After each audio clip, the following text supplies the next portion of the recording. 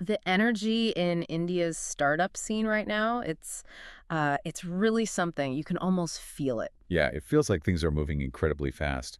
Lots of innovation happening. Exactly. Like every part of the economy is being looked at fresh. And that's what we're going to dig into today. Huh. We've pulled together some really interesting stories about some key Indian startups, the money flowing in, what's driving them. Right, think of this as like your curated look inside that scene. We're not just going to list funding rounds. No, definitely not. We want to get into the ideas, the people, what it all kind of means for innovation in India, give you the key stuff without, drowning you in data. And what struck me straight away was just the sheer range of sectors in the sources we looked at. Oh, I yeah. mean, you've got AI, obviously, but then space tech, pet food, believe it or not, fashion, even spirituality tech. It's broad. It really shows the scope, doesn't it? Mm. And the common thread, like you said, is the investment. Serious money is moving. Yeah, these aren't small bets. No, they signal real belief, conviction that these companies can, scale up and really shake things up. Okay, so let's get into it. First up, Sarvam AI. They're tackling something pretty fundamental in the AI space, right? Yeah, Servom AI is super interesting because they're focused specifically on building large language models for Indian languages. That's the key. Right, not just adapting global model. Exactly. I mean, think about the diversity of languages, dialects, scripts just within India. It's incredibly complex. Uh, So they need a sort of homegrown approach. It's not just translation. It's uh, getting the cultural context, the nuance. Makes sense. And the founders, they have that background from AI for Para at IIT Madras. They do. Vivek Raghavan and Pratyush Kumar. That experience, that credibility from IIT Madras, yeah, that's a huge plus. And investors clearly saw that too. Well, yeah. $41 million Series A back in December 2023. Lightspeed Venture Partners led it. Wow, $41 million. It's a big signal, right? Shows investors see the huge potential for AI solutions that genuinely, speak India's languages. This could change so much education services. Yeah, delivering it in a way that really connects locally. Okay, so from language AI to applying AI in healthcare, Quare.ai, what they're doing sounds incredibly important. It really does. Quartet AI, Prashant Warrior, is the founder and CEO. They're using AI for early detection. Think serious conditions. Like what specifically? Well, they're focused on things like tuberculosis, lung cancer, stroke, Yeah. Diseases where catching them early can make a massive difference. Life-changing, potentially. Absolutely. And they've got the funding to back that mission. Oh, definitely. They just raised $65 million in a Series D. That was September 2024. 65 million. Yeah, and that brings their total funding to $123 million over 8 rounds. 8 rounds. That shows sustained belief. It really does. And their valuation, around $264 million as of November last year, it points to serious growth. And who's backing them? Besides Lightspeed, I saw some big healthcare names. Yeah, that's right. Lightspeed again, but also Merck and Novo Holdings, big industry players. That's significant validation. Huge. It suggests their tech isn't just like a cool idea. It's seen as potentially transformative, and they're looking globally too. Expansion plans are definitely on the cards. Okay, so we've got AI for language, AI for health. Let's shift focus upwards to space. Pixel. Hyperspectral imaging satellites. Sounds very sci-fi. It is pretty advanced stuff. Uh-huh. The founders, Awais Ahmed and Kshiti Khandawal, they're Beat Siplani grads. Their vision is all about Earth observation, but like on steroids. Okay, explain hyperspectral. Like, what does that actually mean? Right. So think about a normal camera seeing red, green, blue. Right. 3 colors. Hyperspectral sensors capture data across hundreds of light wavelengths, way beyond what our eyes perceive. Okay. So you can analyze the Earth's surface in incredible detail. You can tell like the health of specific crops, spot pollution, identify different materials. Really precise analysis. Wow. Okay, the applications for that must be huge. Agriculture, environment. Exactly. And the investment shows that. They just got a $24 million extension on their Series B in December. So that brings the total Series B to $60 million. And overall, they're near $96 million raised across 9 rounds.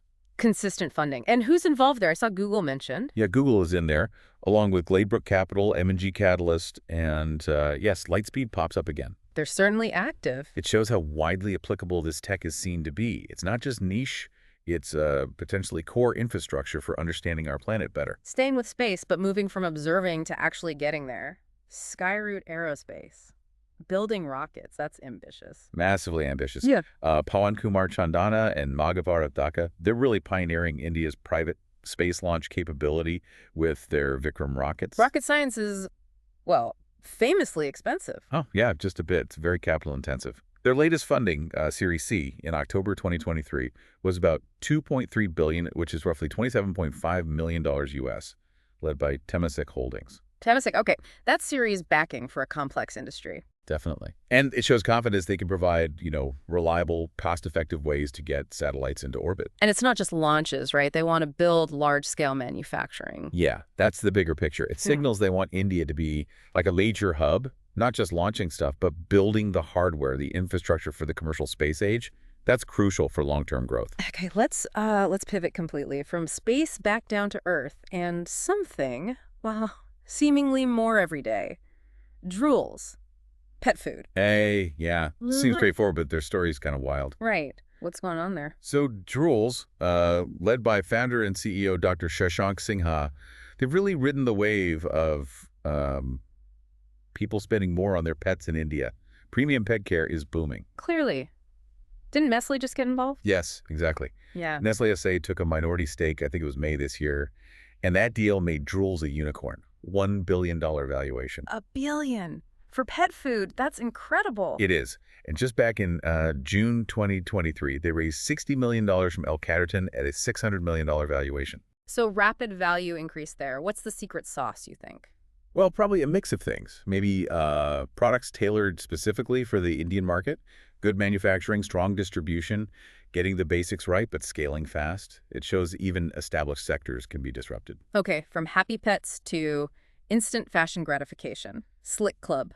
60-minute fashion delivery. Yeah, talk about tapping into modern consumer demands. Right. Need that outfit now. Exactly. Akshay Gulati, Om Prakash Swamy, Bipin Singh, the founders, they're betting big on speed and convenience. And what's really striking is how fast they got funded. Fast. Okay, so seed round, $3.2 million, March 2025. Then boom, Series A, $10 million, May 2025. Just a couple of months later. Wow, that's quick succession. Nexus Venture Partners led the Series A. Yeah, that kind of rapid follow-on funding, it usually means they hit the ground running, got traction fast, and investors were like, okay, let's double down. Makes sense. Starting in Bengaluru, aiming to expand. Is that ultra-fast model really sustainable, though? Well, that's the bet, isn't it? In cities like Bengaluru, maybe that hour delivery is a killer feature. Impulse buys, last-minute needs. If they nail the logistics, it could be a real differentiator against slower online retailers. Interesting. Okay, one more, and this one's quite different again. Sadhana. Digitizing spiritual practices. Yeah, it's a fascinating blend of tech and tradition. Founders Naveen and Sanpreet, they're basically seeing that people want to connect with spirituality, but maybe in ways that fit their, digital lives. So like virtual pujas, AI ritual. Exactly that kind of thing. Making it accessible on your phone, basically. Catering to a generation that does everything mobile first, but still values tradition. And they've got some early funding.